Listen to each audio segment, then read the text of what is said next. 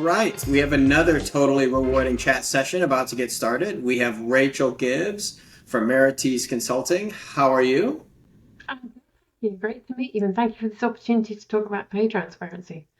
See, you love the stuff when you're like, it's an opportunity to talk about pay transparency. Yeah, just a bit. Yeah. Where are you, dialing in from, as we'll call it today? I'm in the center of Europe, in Switzerland, between Zurich and Lucerne. So, yeah, I right in the like how middle. you, because you could tell I'm American, you had to tell me where Switzerland was. That's It's probably not. not I live unfair. no. That's probably not unfair. It is one of my favorite places, but I like how you took that preemptive strike for us. Um, just so I don't, kind of have to go back through your background and get it the right way, wrong way. Can you go back and give us your elevator pitch on where you're at now and how you got there and however many floors you need to do that? I run Merities Consultancy. We specialize in pay transparency and pay equity, getting clients ready, principally for the European Pay Transparency Directive. That's a big piece of legislation coming through in the next 18 months now.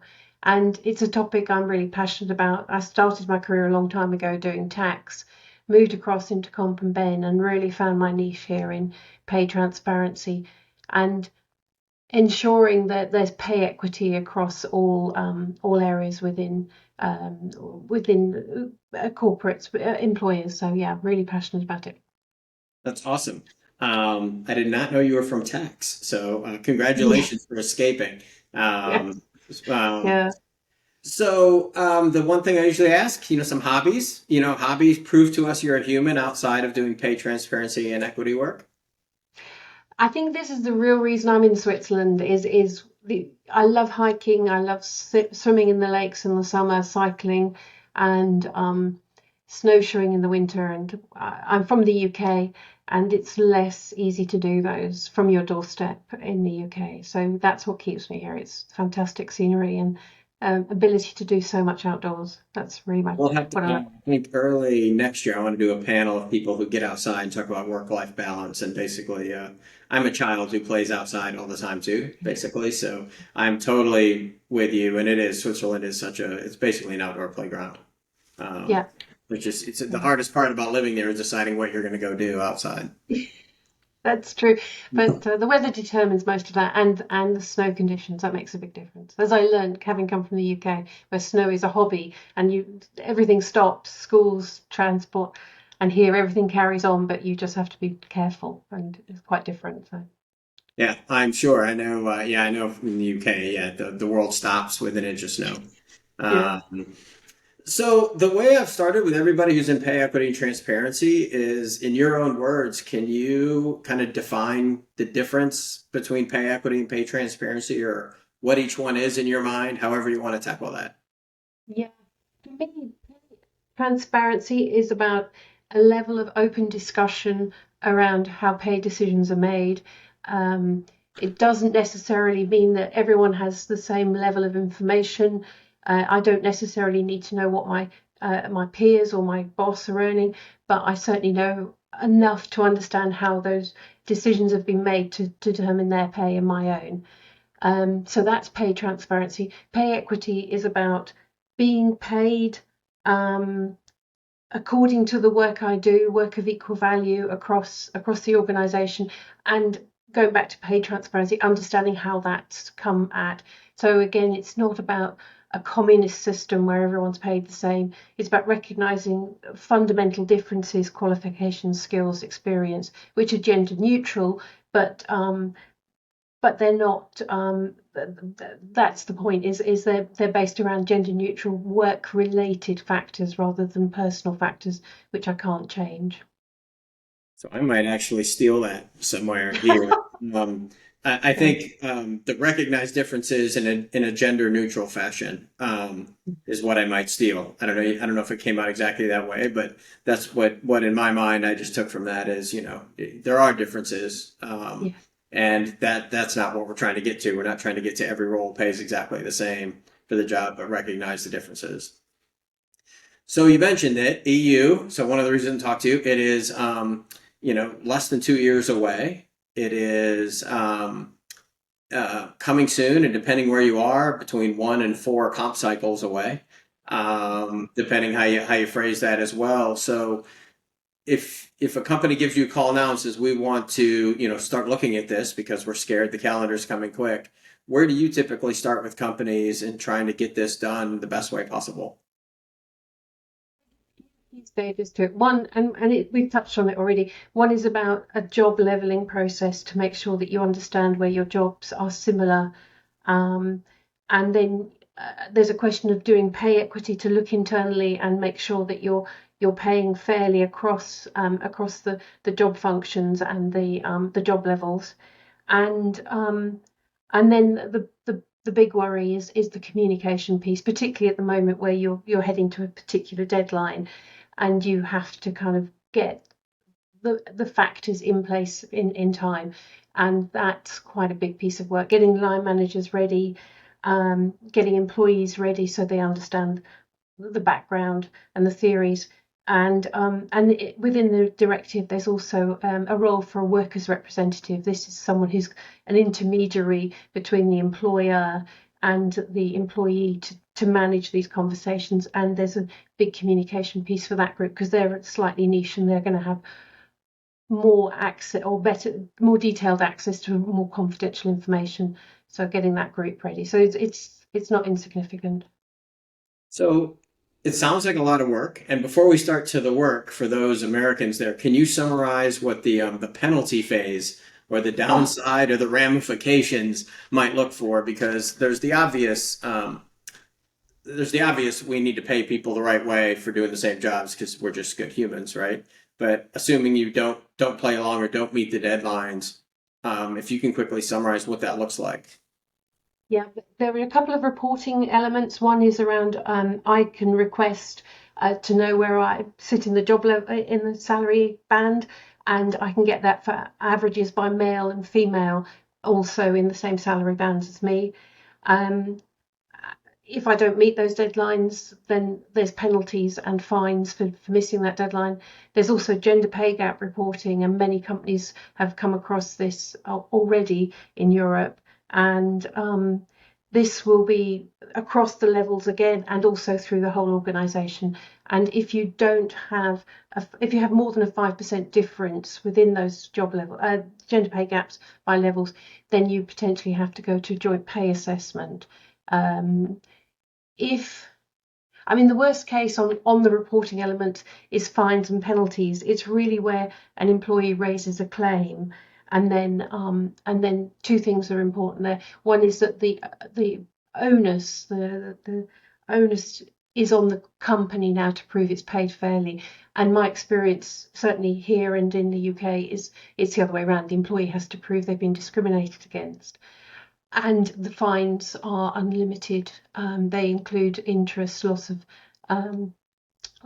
income, loss of opportunities, and uh, yeah. So it can get very expensive. And to put it in context, there've been cases in the UK, and there's one ongoing at the moment around fair pay with a retailer called Next, and that it covers 3,500 people, and it's £31 million is the cost of the company's incurring. Another one is a council in the UK, similar issue, equal pay, and that's 1.5 billion. And these numbers become eye-watering after a while, particularly if you've got a large headcount. Yeah, which is why I think that was more for, to be honest, the non-Europeans, because I think the numbers that are already out there are already staggering. The one piece just since you mentioned it, I don't know how we'll get, instead of looping back and trusting myself to remember, the 5% pay gap. So in some locations, that's raw pay gap, and in some place, that's adjusted pay gap via regression, right? Um, where do you think that's going to end up? And I'll let you kind of wax on that. My thinking is we're going to end up at regression everywhere because the numbers are so massive. So next, for example, that number might become smaller via regression, or the 5%. They might get inside the 5% thresholds with that, and there's going to be legal precedent. But right now, it's not. So I don't know what your thoughts are around that. Exactly what you said, that there's no precedent. We're still waiting for almost all the legislation to come out. Brussels, one area in Belgium, Brussels and surrounding area have adopted the directive, and we've had legislation come through in Sweden. But these points actually aren't in there in that level of detail, which is a pity because it is the sort of stuff that people are waiting for. Um, I mean, your worst case scenario is unregressed, and but then realistically, you can't run a business without some factors in there to give you some flexibility. Yeah, and that's why I think the legal is going to catch up. I mean, the one I Yeah. use, for example, in the U.S. a lot is, it's 250 employees or more. But where are those employees? Is it by country? Is it by and so even to your point, the legislation hasn't caught up. You just know within a couple years, you need to be prepared as you go. So the baseline, which we've talked about a lot on here, so the job leveling piece, and so your organization helps companies tackle that. And how long does it usually take them to go through that process, knowing that they have to create this probably a little more in depth to create cohorts or et cetera? It's got to be a little more correct, I guess. I've done it in a weekend with a very small organisation. The longest I've taken is about 18 months. Realistically, that's undesirable in the current environment. It really depends, and also you can simplify it by taking a number of spot positions, key positions within the organisation. Obviously, you have the CEO, his or her direct reports, and then underneath that, some critical positions for this purpose. And then you sort of match around it, so you can do it a lot more quickly than 18 months for sure. But I think that was the most detailed one I ever came across.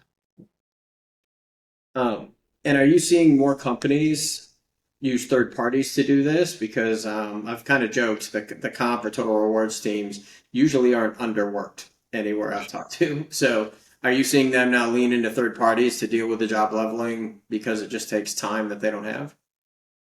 Yeah, good. The other thing I've seen, which is that companies have done this work 18 months, 2, 3 years ago, and then they've done nothing with it. So they've kind of got to pick it back up off the shelf. And one thing they're missing is the opportunity to embed this in the organization and getting governance right around pay transparency so that 2 years, 3 years after the directive comes in, the companies are managing this on an easy basis, but it's not all falling apart around the pay equity elements.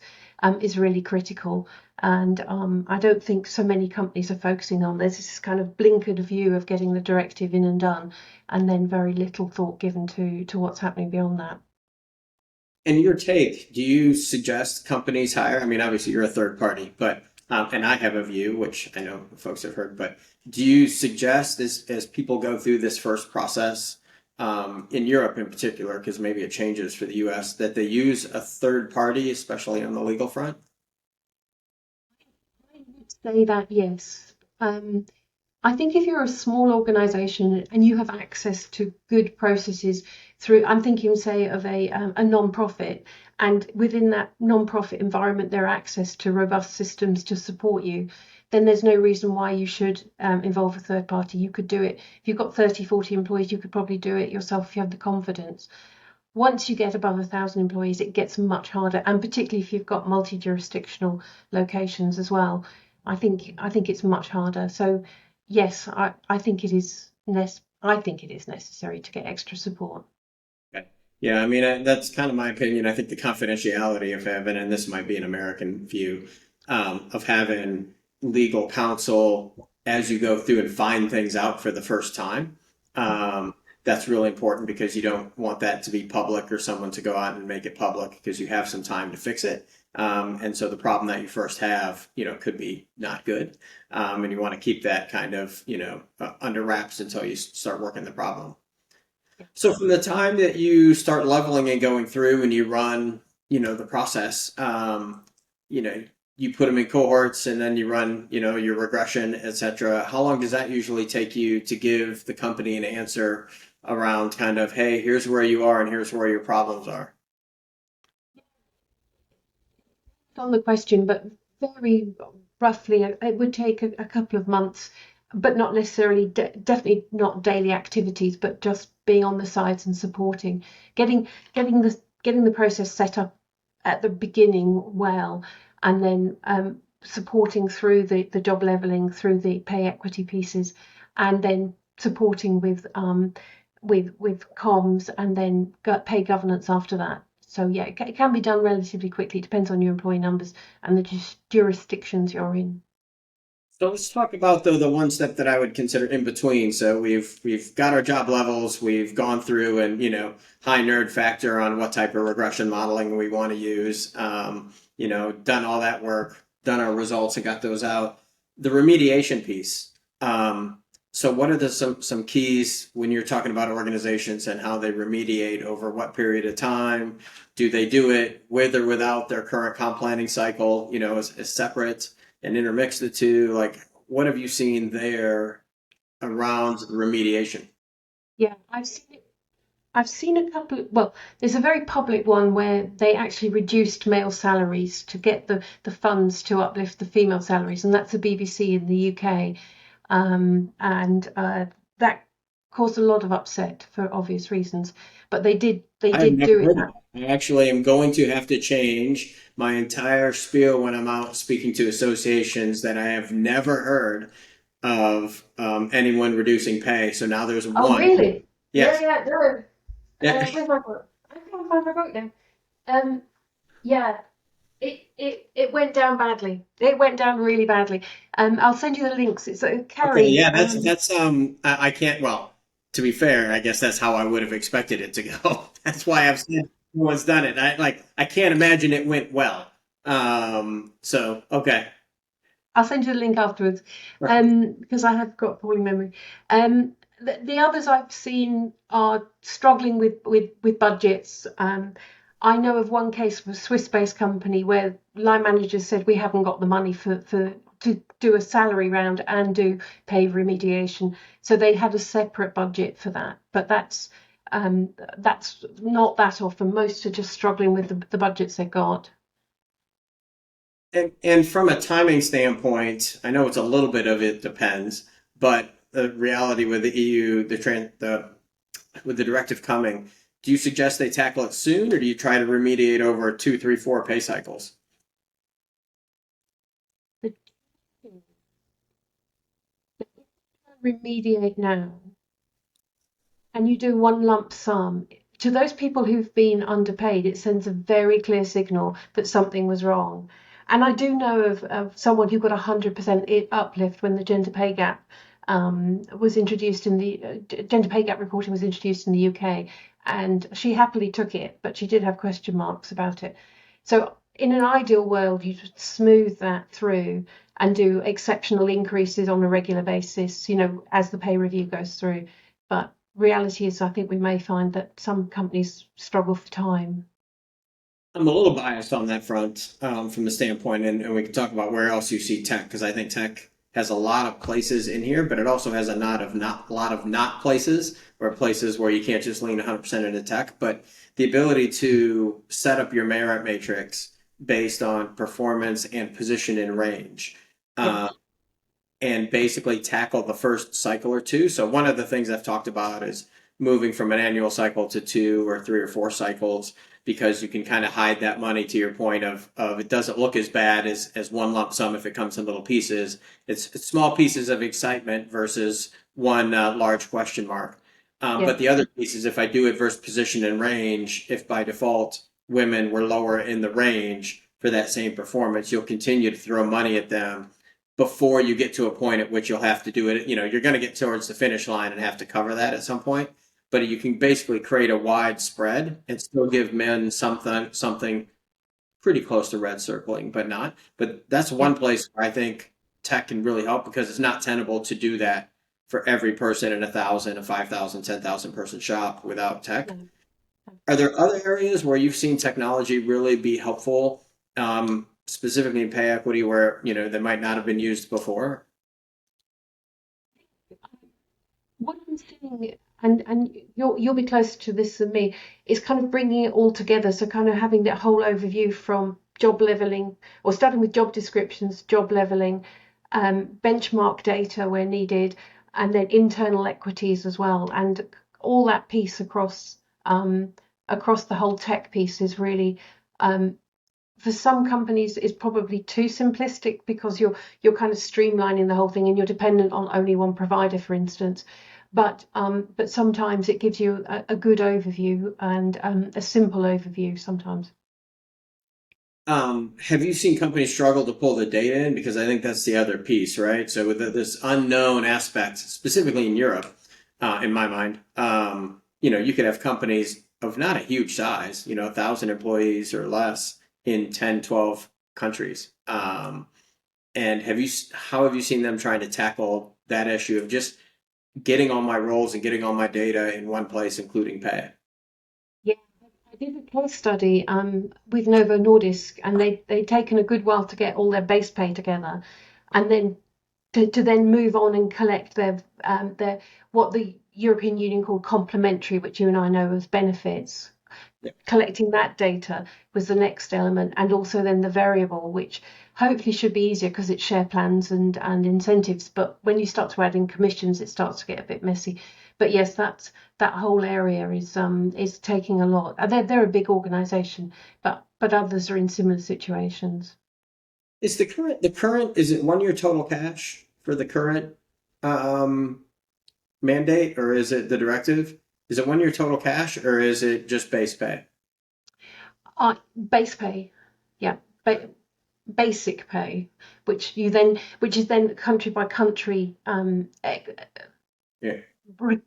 based on the local legislation, and then variable, and then complementary. And do you see, I mean, this is the other place where I think legal precedence is going to catch up, right? So those who Yeah, want to be biased will be biased and do bad things. And so if I get the base pay set, but you and I are equal performers, and I decide that since I'm an older white male, that I'm going to get more shares than you, or I'm going to get a larger bonus because there's management discretion involved. Do you see legislation catching that up over time? I think so. And unless it's an organisation, we have a robust system, and your performance is outstripping mine, and there is a good solid reason why you've got more share awards than me. Uh, If those are in place, then there's no argument. It's having that robustness and clarity of decisions rather than just I quite like you more than I like the other person. Yeah, well, the unexplained pay gap, right? I mean, unexplained is a politically correct term, but it's Yeah. the unexplained pay gap, which is bias effect. I also think I do think some of the pay equity and the pay equity work is going to help managers as well with things like the recency effect, where Sean hasn't done a good job for 10 months, but the last 2 months I finally did a good job. And so in my mind, he did a good job, but you get rid of some of that because Rachel might be a good performer throughout the year, and we shouldn't actually have the same performance rating if we have some solid tools, et cetera. And so it all come back to, I think, with this all measuring, well, what is the same work, and same Yep. performance? There's still Yep. some fundamental issues there, and just like the merit process, managers aren't dumb. And I think we're going to have to try to keep up with them as they try to game the system then around performance or around OKRs or whatever it is. As well, that's the other thing that will be an impact. There's a lot of evidence from academia that I come to you, you tell me what the range is, and I say, oh yeah, but how about you give me this on the side and this and this little goodies to kind of attract me. And you want the candidate because they're really going to make a difference. And it's hard to say no, but it's gonna be a tension. And that's why I'm saying trying to provide some governance up front will help manage that longer term. Yeah, I think even some common practices where, if I'm at 100% range penetration, right? I'm at the top of the range. I don't give a merit increase. I give a bonus that year, right? Until my ranges change. That's really my salary for that year. Is just not the change, and that's not going to be tracked in here. And so, the ability to kind of do that still is going to have issues until we can track all that. So I think there's going to Yeah. be, I think it's great. I think it's just going to be, you're going to have gaming the system on one side, and you're just going to have the fundamental, how do I track all this and actually do the math correctly? And I think the last thing I'd be curious not the last thing for you, but the other piece of this that I'd be curious about is how are you educating HR teams and total rewards teams around the regression process and what it means? Because it's not basic math. It's not overly complex, but are you seeing them struggle with a little bit of a black box going, data going in and data coming out? Absolutely. And I think there's also a distrust because you kind of like, this Hmm. is the data I saw, and this is the data you've got now, and how have you got there? And until you start to kind of personalize that data process, it takes quite a leap of imagination or statistical comfort to really do it sometimes. So yeah, sometimes trying to personalize it and take an individual and show them how they were impacted by regression is a real key way of getting that done. Yeah, and I think what struck me the last couple of weeks, where it sounds like the worst conversation ever for probably some people, but talking to someone about log linear versus like Blender Oaxaca and the differences, and then you realize that's two statistical nerds, Yeah. working through this and the complexities of it. And if I'm a person that's running comp for 750 person shop somewhere, like they want to feel comfortable that it's defensible because they're then going to make paid decisions based on this. And so, how do they get their head around that? So moving to the last piece, which I do think is going to be, what are the big communication items you're really getting companies to get their heads around, and how do you see them best tackling that? Because this is, I'm old enough to remember, at least in the U.S., where you couldn't talk about pay. Like as an employee, you just couldn't. And so it's very interesting now where companies and compensation professionals who didn't have to deal with this are now in charge of communication. What are you seeing as the two, three, four key critical items? Yeah. the, the one of the key items is this desire to ask people what they're currently earning at interview, and that's no longer going to be possible to record people's salary history. And Novartis, a Swiss-based company, it took them 3 years to get that out of the recruitment process, and that's one company that really concentrated on it. And I think moving that mindset is going to be very hard because I think it is your starting point for any negotiation. It won't be, it shouldn't be, but that's the reality is people are used to practices like that. So that would be one way. I think as well, when when you start to have line manager discussions, the first thing for me is to remember that line managers are employees first. And the first question they'll ask themselves is, okay, so what? How does this affect me? And if you can't answer that question before you start trying to train them, you lose them, and it's a waste of everybody's time. So that kind of doing the employee first bit before you do the line manager response, and then giving them tools to to to empower them. Because I don't know about you, but my experience of the worst answer is HR told me to tell you this, and it doesn't help anyone. It's keeping that cabinet responsibility within the line manager group so that they understand and can have coherent discussions. So those are some of the things I've come across where, yeah, try and get the best for employees and for everyone concerned. I think for me, like hearing you say that, I guess, and it's probably better said than I've said it, is their employees first. Because I usually say they weren't hired for that reason, right? So actually, they're an employee for something else. I don't think most employees enjoy nor want to have a pay discussion in their entire life. So I think the communication is a huge opportunity actually too to help managers where in the past there was a 20-page PowerPoint given many weeks to put away and then given a blank slate to give out merit. And I think doing it very formulaically and communicating the strategy inside of the tools that they have and not just saying HR said so, but if HR communicates out to all employees that this is our pay philosophy, and it's when they talk and say, you know what, Rachel, this is your performance, this is where you were in the range, which is now all fair, right? Now you can actually tell people that because it used to be a no. And here's your increase because of that, and here's your bonus, which is calculated this way. I think it takes some of that pressure off of them while still throwing comp under the bus at some level because they came up with a strategy, right? And so I think that's actually going to be really good. The other thing I'd be curious if you've suggested or talked to is I've suggested to a lot of companies they go to their marketing department. one reason being serious and one joking. The joking reason being if marketing can understand what you're saying, everyone can. Uh, because they're not in comp and, they're all the, people out there in the marketing. But the other thing is they're very well versed in writing and communicating something in a very short amount of time because that's their goal.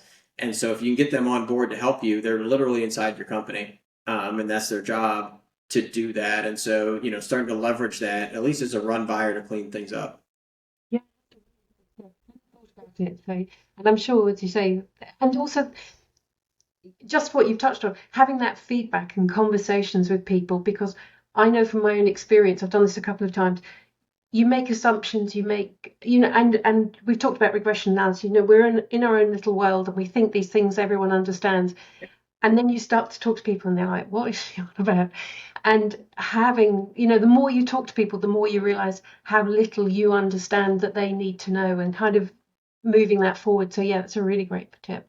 Well, I think it's if you're in Switzerland, you might be multilingual, right? So, you have to be multilingual between comp and normal human being, I think, is what's going to end up happening here because the pay equity piece is actually pretty complex when you start talking about how many standard deviations and the regression models and all that. And you do have to translate that down to somebody who really wants to tackle this once or twice a year. And a lot of managers are new. So I like though that I might steal that one as well. They're an employee first, actually, for something else. So I guess, two quick last questions. So the first, I guess, one would just be, any quick advice out there as when to get started or how to get started. Words of advice for anybody pondering this? Say get started as soon as you possibly can. I wouldn't wait till the deadlines, in the calendar for the year. Get going now, and make it as smooth a process as you can, because teams are already overstretched and they're not sitting around on a bank waiting for work to come in. Um, I think, yeah, that would be my big tip. Just get going. Okay. And then the last thing I ask everybody doesn't have to be pay equity or pay transparency. If you could automagically fix one thing in HR, what would you tackle first? You wave a wand, I guess. Yeah, I don't think HR gets the respect it deserves. And one of the reasons it doesn't get that respect is because it doesn't understand the cost of people and the dynamics that that has on the business. And for that to happen, I think HR needs to be more business orientated, understand some of the accounting principles. I'm not talking about, detailed tax law, for instance, but just understanding profit and loss, balance sheet, cash flow, and I think for me, if HR could do some of that, I think it can take itself to the table, as which is always the expression. But if you don't, you haven't really got much to participate and say apart from how you think employees are going to react. So that's my magic wand item for HR. I'm not sure if it's I actually think that's one of the ways by understanding the business fundamentals and who's important in their business, they'll be able yeah, to stretch merit much further. So if I'm an engineering firm, then the accountants are, less valuable. Sorry to the tax people, than the engineers. And so that's where I'm going to spend and create. Because again, with technology, I can segment that out and give engineers more money. But actually, if you go and it's an accounting firm, a tax firm, then accountants should be making the most and have the most increase, and that's the most important asset that you have for humans.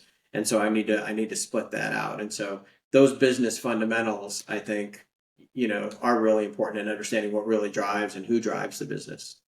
yeah, This has that's my been great, so I appreciate it. As thank we post this out, we'll make sure Rachel's contact information is out there. We'll tag this obviously out on LinkedIn, and she should be easy to get. And do you give skiing lessons too when people show up? you. We go snowshoeing Okay, you because snowshoe tours as we go yeah. out. This has been great. I really appreciate your time. It gives us another unique perspective. Somebody from, actually out in Western Europe. A lot of our folks have been from the US, obviously. So this has been great. I really appreciate it. Thanks, Sean. I really enjoyed it. Thank you.